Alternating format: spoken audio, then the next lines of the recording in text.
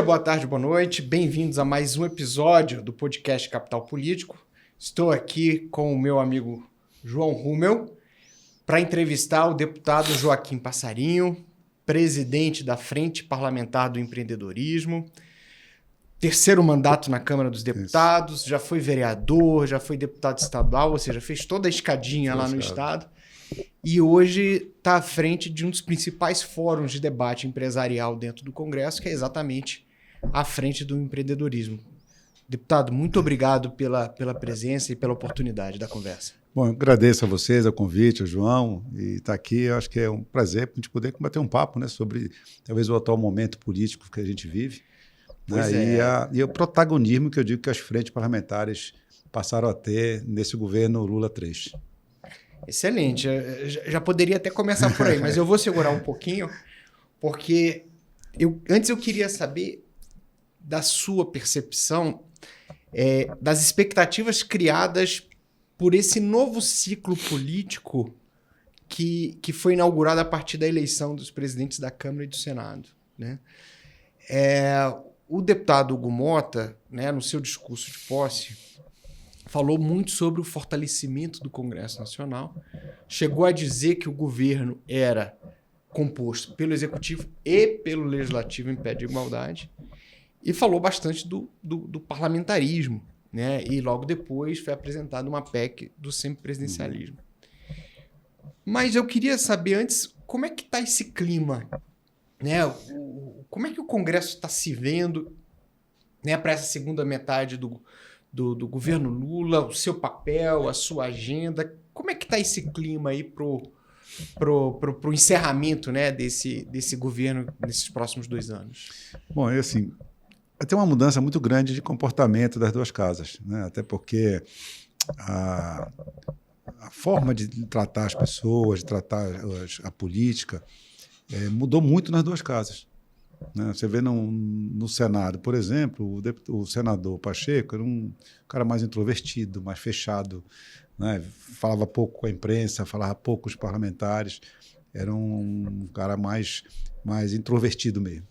O Davi Alcolumbre é o contrário, né? Gosta do protagonismo, gosta de ir atrás, gosta de falar, é um cara que tem um amplo relacionamento geral com a casa, né? E eu acho que vai mudar muito o Senado. Na Câmara é o inverso, né? Você tinha o deputado Arthur como um homem que sabia fazer esse jogo do estica, né, que a gente fala. Quer dizer, ele sabia levar o assunto até um certo ponto para tensionar e conseguir resolver o problema, né? Então ele gostava disso, ele está acostumado com isso, pela vivência que ele tem também. E ele conseguiu muitas coisas, inclusive a reforma tributária, porque ele sempre foi levando até esse ponto. E com isso ele conseguiu um grande grupo de parlamentares ao lado dele. O deputado Hugo Motta, me parece, eu não tenho essa intimidade toda com o Hugo, mas assim, pelo que a gente conhece dele, é o contrário, um cara mais previsível, né? E ele mostra para esse início. Então ele já pautou, nós recebemos a decisão da mesa, as reuniões começam às 2h, a ordem do dia começa às 4h, votações nominais com presença física até às 20 horas, porque vira uma loucura. A gente começou com o Arthur, eu gosto do Arthur, mas acho que esse foi uma grande falha dele. Nós tínhamos a pauta da semana. Os líderes se reuniam na quinta, depois passou para a segunda, mas soltava a pauta da semana. Nós saímos da pauta da semana para a pauta do dia. Saímos da pauta do dia para a pauta da hora. E terminamos com a pauta do minuto, né? Então, eu não sabia no minuto seguinte que eu ia votar. E não tinha nenhum relator. O relator era nomeado ali em plenário. Então, era uma maluquice. Então, se ficava dando a palavra para líderes, para o relatório isso vai aparecer, porque o relator foi encontrado na hora, né? Dependendo daquela forma como ele tratava as coisas. O Hugo, pelo menos, está começando ao contrário. Nós estamos com a pauta da semana, vai votar aquela pauta da semana, então ele está prometendo ser mais previsível. Isso é bom para todo mundo, é bom para a imprensa, é bom para nós que podemos estudar melhor os projetos. Difícil dar um parecer num projeto que tem, às vezes, 30, 40 artigos, se eu recebia 10 minutos atrás. A assessoria dos partidos também não consegue fazer. Porque era uma maneira não apenas de controlar a pauta, mas controlar o resultado. Sim, né? sim. Até porque ele pautava dentro daquela conversa que ele tinha com os líderes, né? Outra coisa que nós precisamos ver na casa é a gente não ficar muito... Eu acho que o líder tem um papel fundamental, importante, de negociar pauta, de negociar relatorias. Porém, nós não podemos ficar sobre a égide de ter um colégio de líder que mande no voto do deputado. Cada deputado é um. Cada deputado tem o seu voto. Então, o que eu vi também durante esses 4 anos é que quando algum deputado divergia daquilo que foi acordado no colégio de líderes, ele era cobrado pela mesa, dizendo, mas o seu líder concordou. Mas eu não sou obrigado a concordar com tudo que o meu líder... Porque tem coisas que são muito caras a mim, ao meu partido, ao meu estado, por exemplo, até a minha religião. Uhum. Meu líder pode concordar, por exemplo, em pautar aborto. Eu não vou votar nunca com o meu líder, porque eu sou daqueles que acreditam que o aborto começa na geração, ponto, por questões científicas, médicas e religiosas. Então, pode meu líder fazer a coisa que quiser, eu não sigo isso. Então, cada deputado tem o seu mandato, tem o seu voto. Então, essa força que os líderes passavam a ter, que praticamente se fechava no colégio de líderes e você sabia o que ia votar depois e sabia o que ia ser aprovado ou não. Isso tem que acabar. Então, que vai ter uma reinstitucionalização, as comissões vão voltar a funcionar? Olha, eu espero que sim. Qual que é a sua Eu acho, assim, funcionar, sensação? sim. Eu acho que resultado muito difícil, porque, na minha opinião, a Câmara, principalmente, está muito polarizada. Então, achar que uma comissão de justiça, por exemplo, vai ter calmaria, não vai. Vai ter um embate ideológico e polarizado o tempo todo. Uma comissão de educação, uma comissão de saúde. Vai ser muito difícil, uma meio ambiente. É muito difícil você conseguir, na polarização que nós encontramos o Brasil como todo hoje, você conseguir essa calmaria. Vamos supor que a gente possa fazer uma discussão mais técnica. A gente consegue algumas comissões, a Minas Energia, por exemplo, que eu participo, ela não tem um pouco essa... A gente consegue fazer alguma coisa mais técnica. Tem algumas comissões você consegue fazer isso. Em outras, quando pega pautas de costumes, né, você não consegue. Né? Quando você fala, por exemplo, de ideologia de gênero, não tem jeito. Vai ter briga o tempo todo. Então, por isso que eu falei aquilo no início, as frentes que antes não eram muito olhadas ou não eram muito... não tinham protagonismo maiores, elas começaram ao entender que se fizesse um trabalho apartidário, né, respeitando, logicamente, o voto, nós temos o voto técnico e o voto político, nós poderíamos conseguir alguns avanços, né, no entendimento. Né, e mais ainda, por que eu digo isso? Porque o governo não tem base. Este governo não tem número nem na Câmara, nem principalmente na Câmara, para aprovar nada.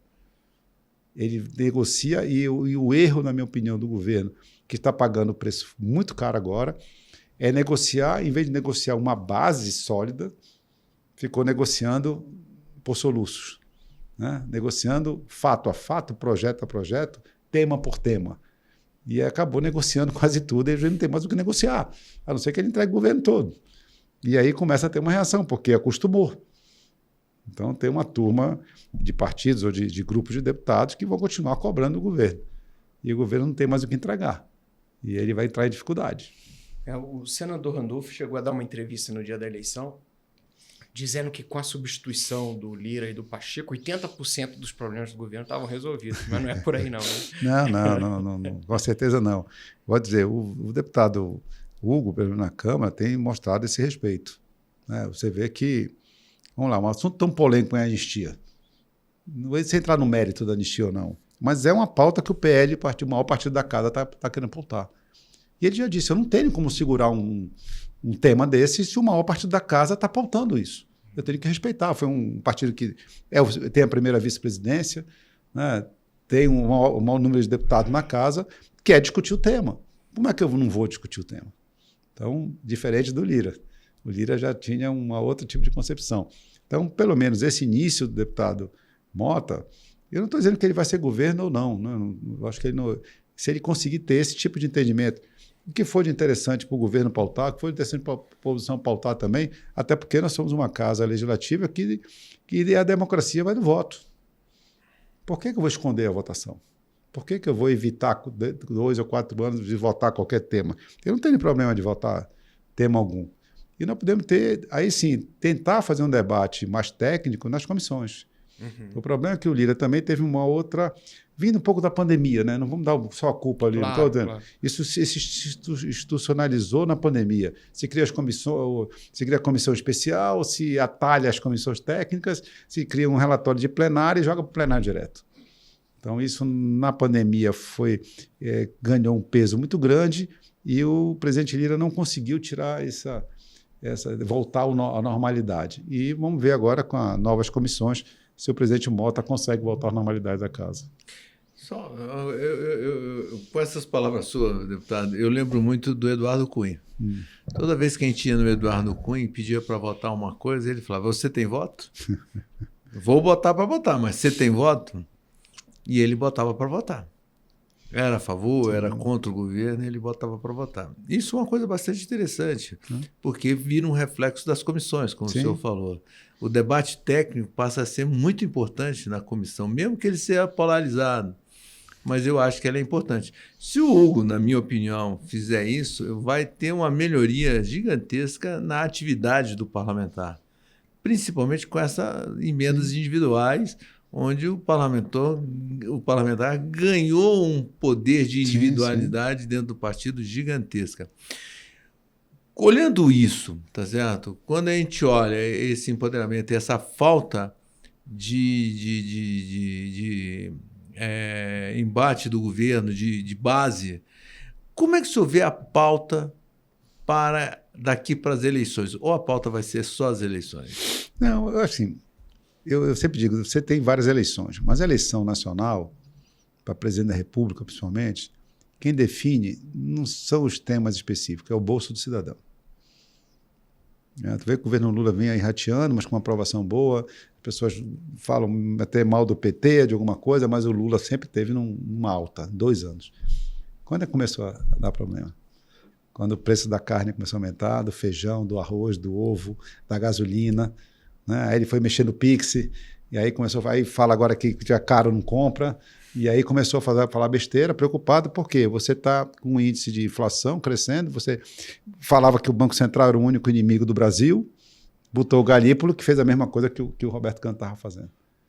Então, assim, o que eu acho é que o governo começou a ter outros problemas, né? Porque se ele não segurar o custo, principalmente da comida no Brasil, e pelo jeito que não tem uma política clara que ele possa reverter esse quadro, ele vai ter um problema muito sério. E aí a base dele fica mais difícil. Vamos dar um exemplo bem claro. Há cerca de 20 dias atrás, você viu a primeira crítica do Kassab.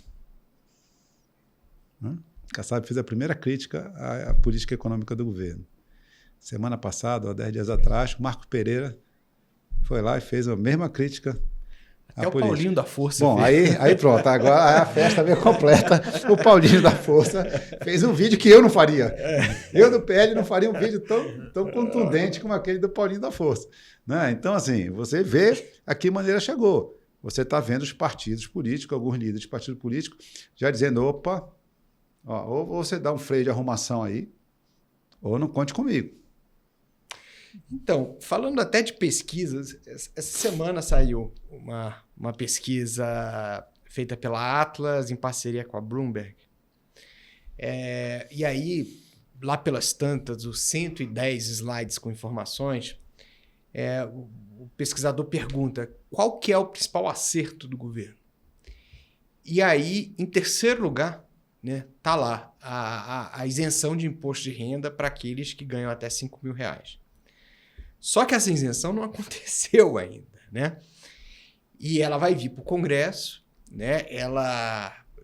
Como as pessoas já estão contando com isso, né? O governo provavelmente vai investir todo o seu peso para fazer essa aprovação, só que isso dificilmente será feito sem aumento de impostos. E a FPE, ela se notabilizou nesses 2 primeiros anos como sendo o grande lugar para discutir e questionar esse aumento, né, da carga tributária que a gente tem desde que o presidente Lula tomou posse. Como é que vocês vão receber esse debate? Já estão preparados para o tipo de de compensação que o governo vai fornecer? Como é que está a expectativa aí para essa conversa? Olha, eu acho que primeiro os R$5.000, ele foi uma promessa de campanha. Então ele vai ter que cumprir, ele não vai deixar. E com essa, olhando pesquisa, vê que ele trocou agora o ministro das Comunicações, um político, pelo marqueteiro. Está tão ruim o negócio que ele trocou pelo marqueteiro. Então eles já viram que esses 5.000 talvez seja um mote deles poderem retomar essa ligação com a população, vamos supor assim. Eu, quando estava na reforma tributária, falo muito de cashback, né? Eu sou um crítico muito do cashback. Não pelo formato cashback, mas pelo que está se implantando. Quando você fala que você tem uma isenção de cesta básica, você tem isenção na energia, tem isenção em várias coisas, o que é que o pobre tem de cashback, se isso já é isento? Uhum. Quem ganha R$1.500 bruto, R$1.200 líquido, vai comprar fora do básico para ter direito a cashback. Uhum. E quando ele vai ter direito a cashback, é 20% do valor do imposto. Então, é uma coisa assim que você vai gastar. E como é que você faz isso funcionar? Isso não é de graça. Você vai ter que montar uma maquininha do cashback, vai dar um cartão de crédito para o cidadão. Como é que ele vai chegar lá num morro, no Rio, um cara que vende gás e diz assim, olha, eu tenho aqui R$10 de cashback, eu quero descontar no meu gás. Entendeu? Como é que isso vai funcionar? Para botar isso para funcionar, o esquema é monstruoso. Você vai gastar mais dinheiro para botar essa máquina para funcionar do que você vai devolver de cashback para quem realmente precisa. Então, e eu dizia na época que o cashback era o Bolsa Família 5.0.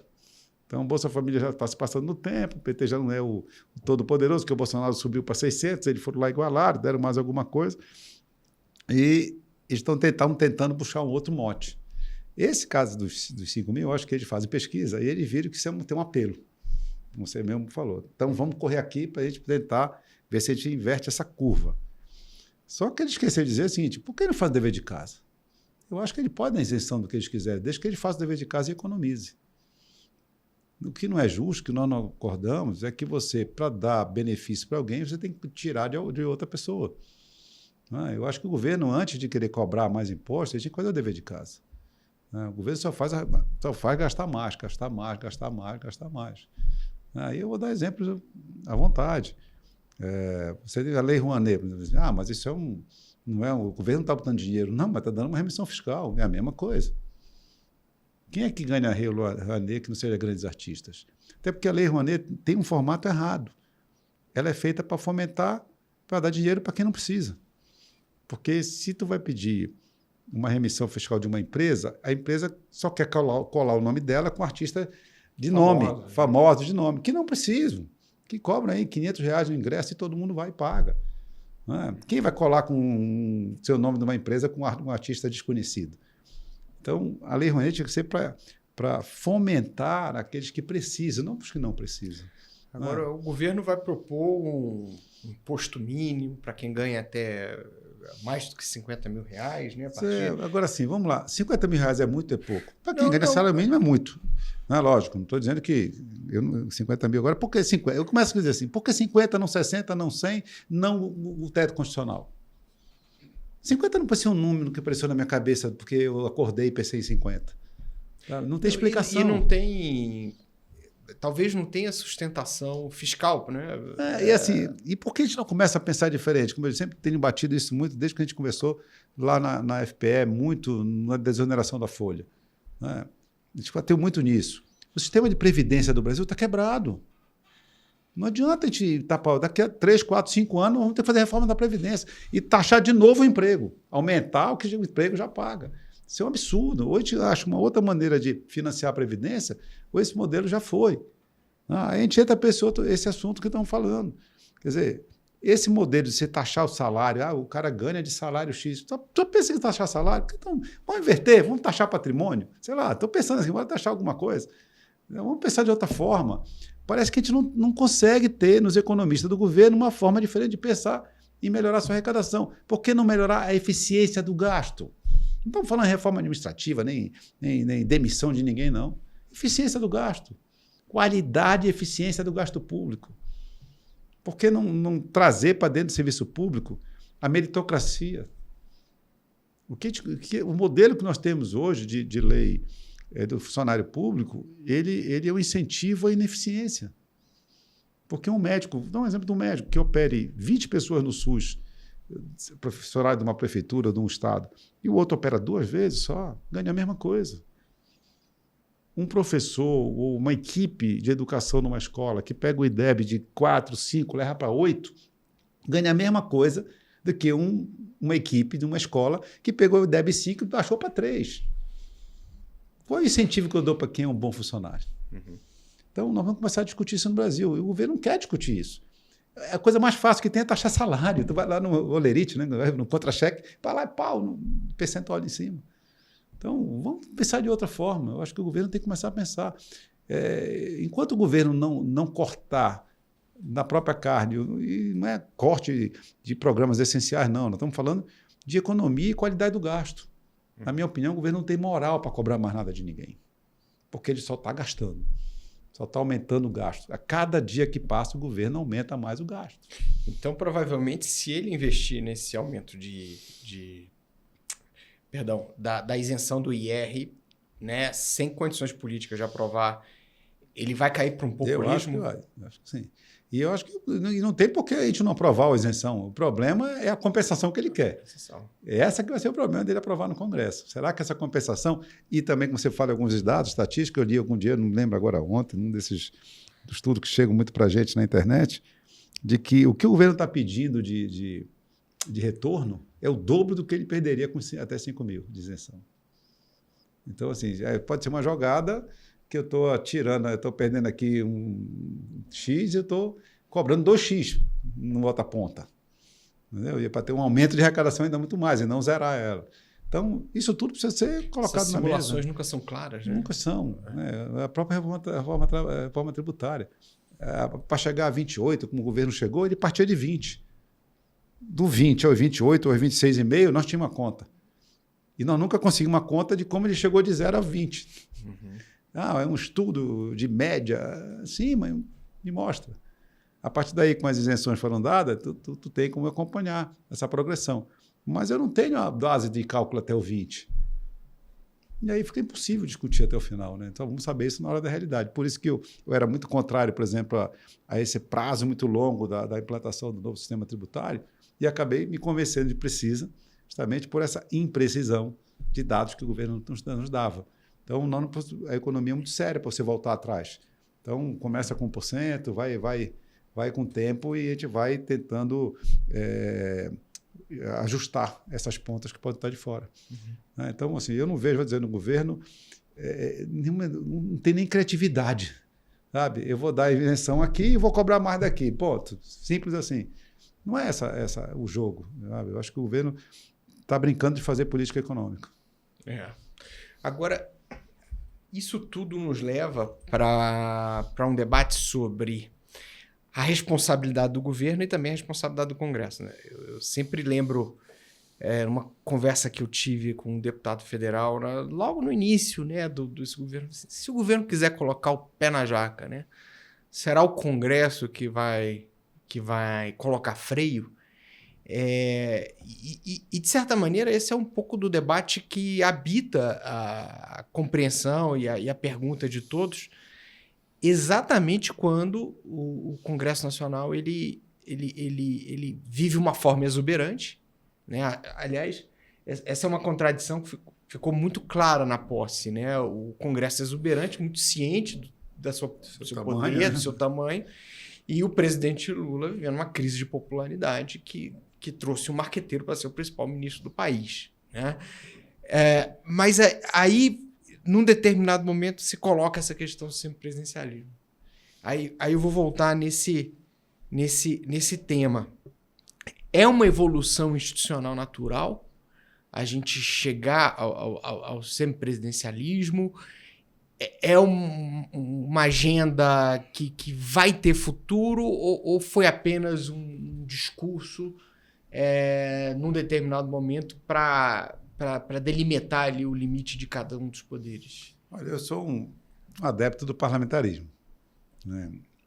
Eu conto uma história, meu tio, Jarra Passarinho, chegou, era ministro do Trabalho, logo do início do regime militar, e ele, no meio do caminho de uma viagem, ia para a Itália fazer um acordo com o governo italiano. E o governo, no voo, o governo caiu. Quando ele chegou, o governo tinha caído na véspera.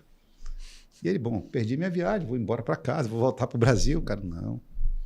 Todo o sistema do Ministério está mantido. O secretário-geral assume, assina o convênio que estava programado, nada da estrutura muda.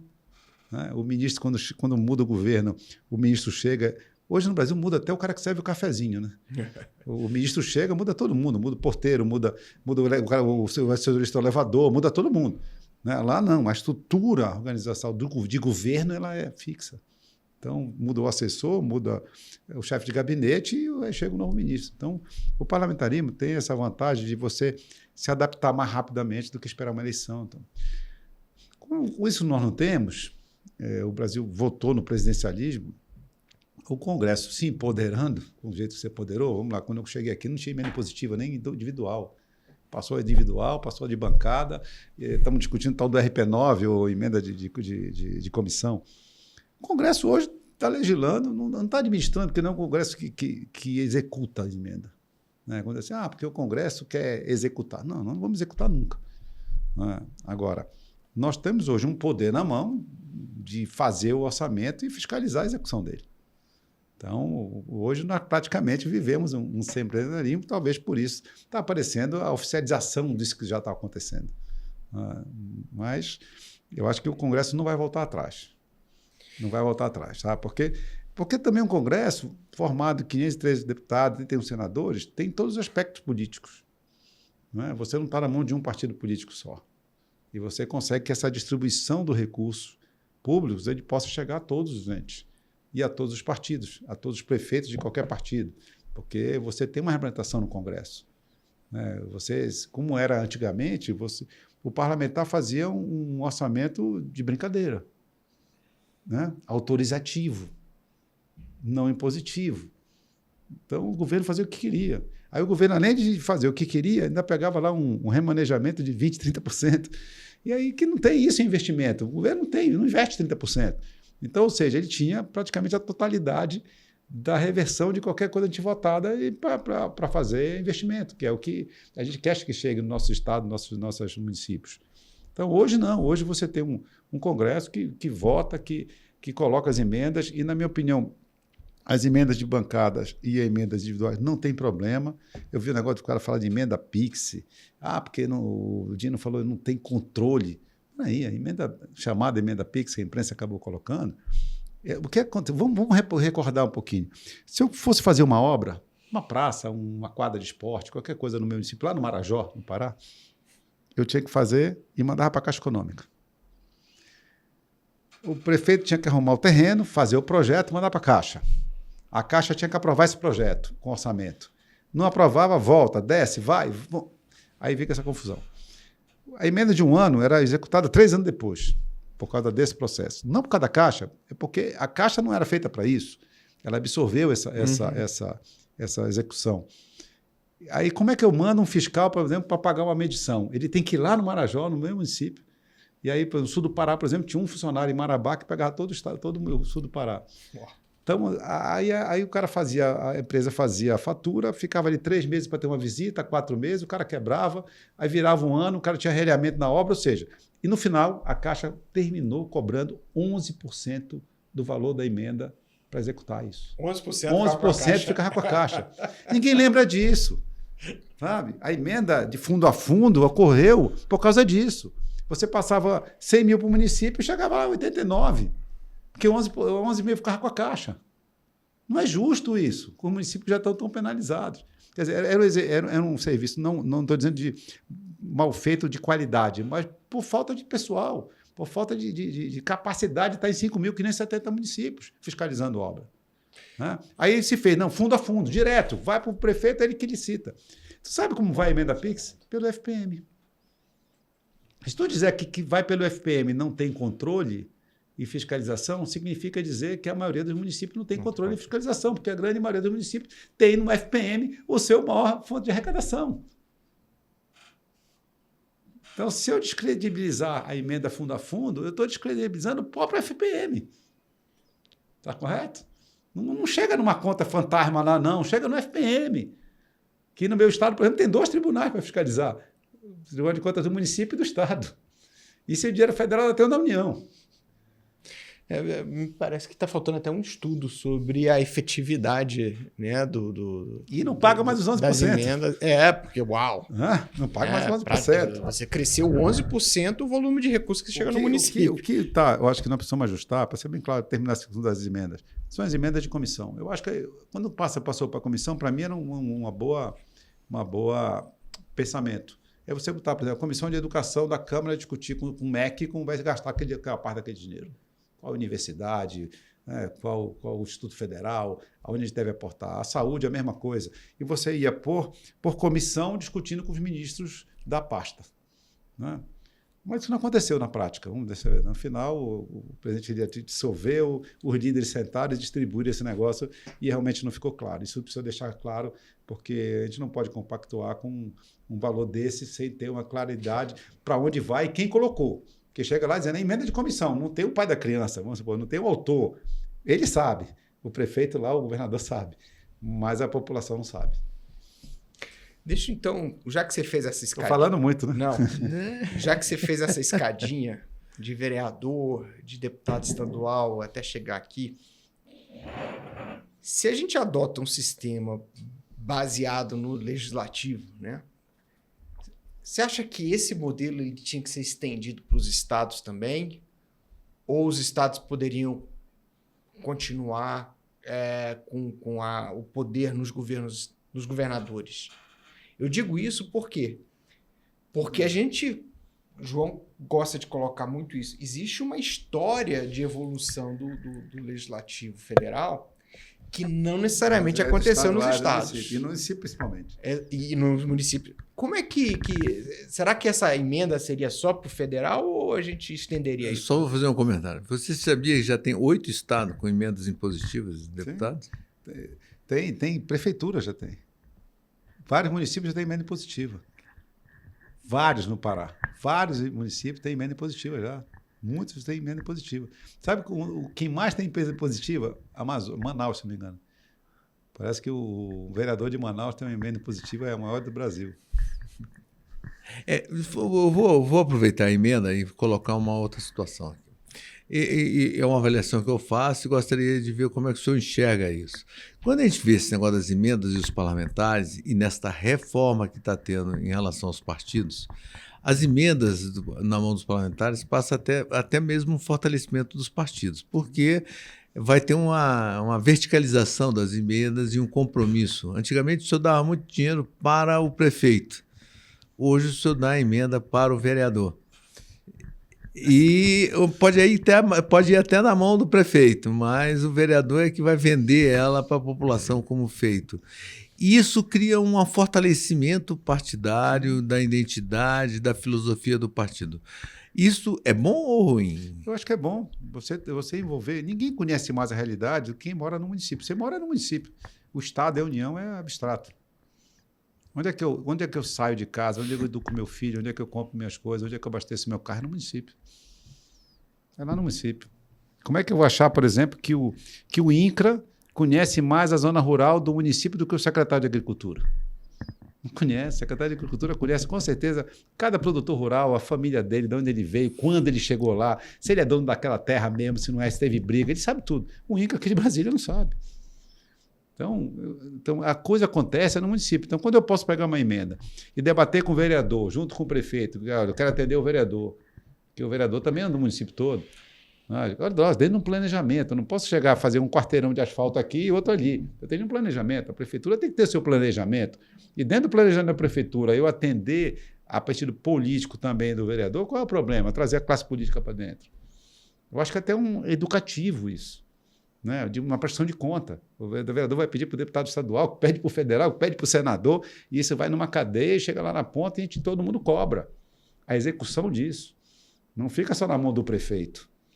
Né? Você pode fazer hoje, com as emendas, respeitar o vereador lá naquela cidade que às vezes é massacrado por ser oposição, ele tem condição também de fazer seu mandato com dignidade, porque ele não tem, às vezes, emenda impositiva, mas aí pode chegar uma emenda de um deputado para ele. E o prefeito vai querer, mesmo o vereador sendo de oposição.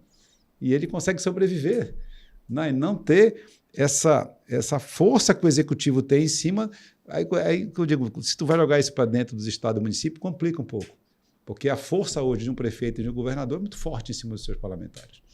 Então isso teria que ser uma coisa federal. Inicialmente, eu acho que, na minha opinião, tem que ser paulatino. Tem que ser uma coisa meio de educação política mesmo. Se você jogar isso dentro vai ser muito pouco efetivo dentro do município, por exemplo, porque dificilmente um prefeito não tem a sua maioria. O prefeito pode se eleger sem a maioria, ele ganha a maioria rapidinho. Ainda torna o ex inelegível. Né? E assim, estou falando em município e estados. Meu estado teve isso, né? O governador perdeu a eleição e o governador atual foi lá e tornou ele inelegível com os votos do partido do governador que saiu. É engraçado porque é uma questão federalista muito importante, porque a dinâmica da história do Brasil é sempre essa coisa entre poder nacional e poder local. E nessa semana mesmo, o ministro Gilmar Mendes e o STF estão afastando vários presidentes de Assembleia que se reelegeram e que, segundo uma decisão do STF, não poderiam ter feito isso, né? Ou seja, talvez aí vai entrar também uma discussão sobre a questão federativa, né? Não é fácil, nenhum tema é fácil. No Brasil, o tamanho que o Brasil nenhum tema é fácil, né? Você tem realidades totalmente diferentes. É um continente. Você não adianta eu achar que a Câmara de um município de São Paulo rico, próspero, normalmente o sul do país tem essa tendência de estar mais evoluído na área de educação, saúde como um todo. Como eu chegar num estado do Pará, por exemplo, que tem um dos piores DHs do país, no Marajó, e achar que um prefeito lá em Melgaço, uma cidade pequena do Marajó, que o vereador vai ter força em cima do prefeito. Vai. Eu fui vereador de capital. Dos 14 anos que eu fui vereador de capital, eu fui 12 de oposição. Os 2 primeiras situações e 12 de oposição. Mas dá para aguentar. Você tem uma cidade. Quando você for para uma cidade mais carente, você não consegue. É atropelado. A oposição é atropelada. Deputado, para a gente caminhar então para o final, o que a gente precisa votar esse ano na economia? O senhor acha que a agenda que o Haddad apresentou trouxe alguma direção?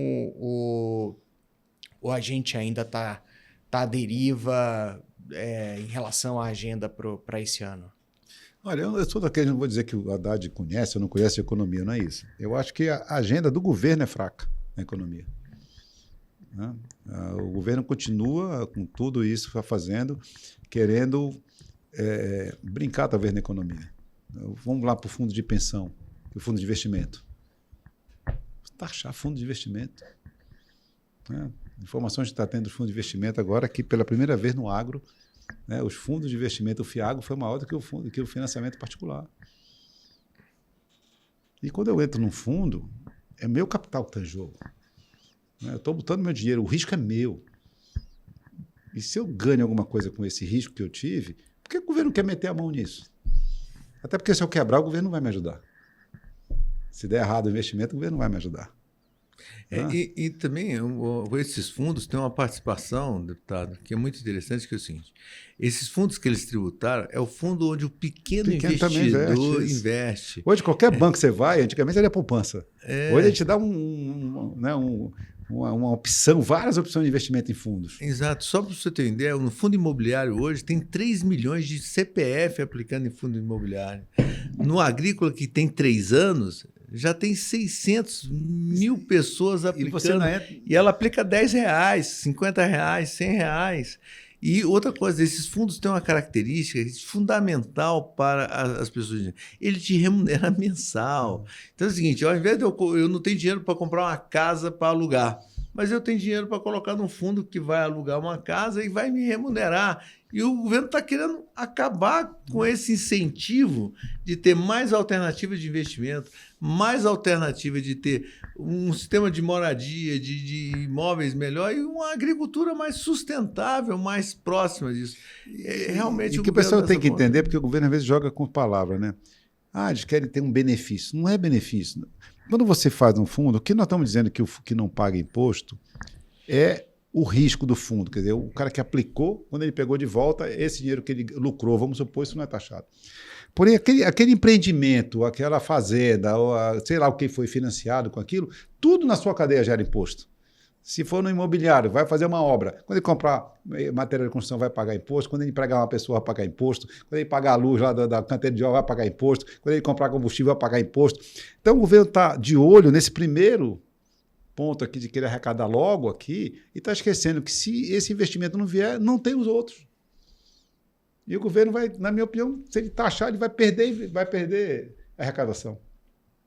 Não tem como arrecadar. Então, eu estou dizendo assim, porque a pauta, ele só quer trazer coisas, novidades, mas tem muitas coisas para resolver no ano passado. Né? Nós temos que resolver, nós falamos agora, nós fizemos uma briga longa sobre desoneração de folha. Não tem que continuar falando sobre isso, é modernização do Estado. Acho que é isso que a população, o eleitor quer. Né? E não começar, eu vou fazer isso e cobro mais disso e tiro aquilo. Eu acho que tem incentivos que podem ser revistos, eu acho que sim. Eu sou daqueles que acham que qualquer incentivo é bom e ele tem que ter início, meio e fim. Nada pode ser perpétuo, eterno. Né? Então, tem uma discussão na Minas Energia muito grande sobre a energia renovável, fotovoltaica e eólica, que precisavam realmente ter incentivo lá no início. Hoje já está um boom, hoje não precisa mais. Eu não preciso de incentivo fiscal hoje para crescer. Né? Elas estão crescendo sozinhas, estão barateando o preço, está sendo mais popular cada vez mais. Mas no início ela precisou. Né? No início ela precisou. Mas você tem que ter um ciclo. Né? E o estudo, simplesmente meter a faca sem ter estudo. Então a gente não vê no governo nada que explique essas medidas. 25 medidas. Tu foi apertar ali, não tem muita coisa. E se tu for olhar, é sempre para arrecadar mais. É como o João Rúmel aqui, né? A agenda não pode ser a eleição. Não, e assim, graças a Deus, você tem um ano que não tem eleição. Tá? Mas esse ano vai definir a eleição do ano que vem. O governo, se não resolver o problema dele, da economia esse ano, ele já vira um ano praticamente fora. Porque esses partidos que estão ali, que não são da base do governo, estão na base do governo. Não são governo, estão ali encostados no governo, porque está cômodo para estar no governo. Mas na hora que a economia começar a afundar cada vez mais, vão ficar poucos, talvez só aqueles orgânicos mesmo, PT, PSOL, Rede, PCdoB, PSB, e olhe lá. Não fica mais nenhum. Até o final do ano, na minha opinião, não fica nenhum. Porque esse desgaste veio para o parlamentar também. Né? Hoje em dia, isso aqui... Né? Leva um e derruba um. Então, hoje o eleitor te fiscaliza o teu voto. Antigamente ninguém sabia que tu votava. O cara votava no deputado federal, nem viu o deputado mais. Veio a vez, 4 anos, o deputado passava lá. Né? E a base política que ele tinha. Hoje não. Hoje eu sou cobrado voto a voto. Eu sou cobrado voto a voto. Então, hoje você tem uma pressão aqui nesse aparelhinho aqui que é muito difícil ser parlamentar hoje, porque você está votando com o teu partido, está votando com a tua ideia, está votando com o teu eleitor. Tá? Porque ele está olhando o teu voto. Antigamente nem sabia. Hoje o cara entra lá, Câmara, sessão tal, votação, ele sabe cada um quando votou. Ninguém escolhe mais nada de ninguém. Nem precisa tu fazer isso, que já vai chegar um print aqui dizendo como tu votou. Né? Se a matéria for polêmica, vai chegar logo esse print. Então, hoje, você tem uma fiscalização, aquilo que a gente acha que deveria ser. Ninguém pode votar e achar que o político vai passar 4 anos depois ele vai saber, não sabe nem o que o cara fez. Hoje é boa essa fiscalização. É muito boa ter. Até porque você deixa de ter aquela base. Ou o governo faz realmente uma base sólida, com programas sólidos, respeitando os partidos, respeitando as diferenças estaduais, ou ele vai estar sujeito a essas quedas. Muito bom. Deputado, acho que tinha uns 10 temas aqui para a gente discutir, mas aí já vou deixar a água fervendo para o café dos nossos próximos encontros, das nossas próximas conversas. Eu gostaria de agradecer bastante. João, obrigado. E fico muito feliz e desejo um bom ano de trabalho para o senhor lá no parlamento e na frente parlamentar do empreendedorismo. Só fechando, como eu disse para você, as frentes conseguiram um protagonismo um pouco maior desse ano, desses 2 anos. A gente tem tentado puxar as pautas interessantes para o Brasil. Né? Temos discutido muito com o governo. Né? Ali não é um local de oposição nessa situação. Temos um bom relacionamento com a Receita, até com a própria Fazenda, em todas as áreas. Temos conseguido muitas vitórias, graças a Deus, porque recebemos a pauta do empresário, que ele está sentindo no dia a dia o que está acontecendo, a dificuldade de emprego, a dificuldade de pagar seus impostos. Quer dizer, a gente tenta que ali seja uma caixa de ressonância para para esse empreendedor, para saber onde está acontecendo com ele e tentar levar para o governo a realidade. Sem dúvida tem sido. Temos conseguido até convencer o governo em muita coisa. O que a gente sente é que até ampliou a participação dos atores interessados, né, que às vezes né, sentem-se muito confortáveis nas frentes para poder participar do debate. Sim, as pessoas estão indo. Então, você hoje já vê o empresário indo lá, procurando a frente para levar o seu problema, né? E através das suas associações. Que a gente diz, procure uma associação, é difícil o empresário sozinho. Procure a associação, vem para cá, vamos discutir isso na frente. Traz o tema, aqui o tema é aberto para vocês talvez discutir. E a gente chama o governo para dentro. Não estamos aqui. Tentamos convencer o governo. E o governo tenta nos convencer. Né? E a gente consegue fazer propostas, ajustar as propostas que estão lá para que sejam pelo menos danosas. Então, estamos conseguindo vencer isso. Lógico, quando chega no plenário, o voto é aberto, que até às vezes político. Mas eu acho que com o trabalho que a gente tem feito, a gente tem conseguido muitas vitórias sem que isso chegue na polarização do plenário. Né? Eu acho que a gente tem feito isso, tem feito o governo parar para pensar. Eu digo isso para todo mundo. Nós fizemos, eu acho que o Barreirinha, o secretário da Receita, foi 5 vezes conosco ano passado. E das 5, 2 ele pediu para ir. Porque era um assunto que nós estávamos debatendo com ele, e ele tinha uma proposta para fazer, ele queria o nosso apoio da frente, na discussão, para a gente construir juntos um texto em que a frente pudesse apoiar, porque ele sabe que o governo não teria maioria para fazer sozinho. Então, a gente constrói isso juntos, conseguimos defender alguns projetos para ter relatoria, pessoas ligadas a essas frentes que possam dar uma visão do empreendedor. Né? Então, temos respeito, o presidente das casas estão indo conosco, Arthur esteve conosco, né? O Pacheco esteve conosco, o Mota esteve conosco antes da sua eleição. Já estamos programando agora a volta do Mota e a ida do Alcolumbre lá. Né? Estamos programando a ida do Calípolo lá. Muito bom. Março já está definindo que março ele vai, já definiu que março ele iria. Estamos fechando a data do Copom para não ter esse problema. Mas vamos lá ouvir o Calípolo. Nós ouvimos o Campos, agora vamos ver o Calípolo. Então, assim, ali está aberto para discutir. E a gente ouve o governo ouve a gente. Isso que é o mais importante. Obrigado, deputado. Obrigado, João. Obrigado. Bom, até a próxima. Foi um prazer. Espero que vocês façam bom uso e aproveitem o conteúdo do deputado Joaquim Passarim. Muito obrigado.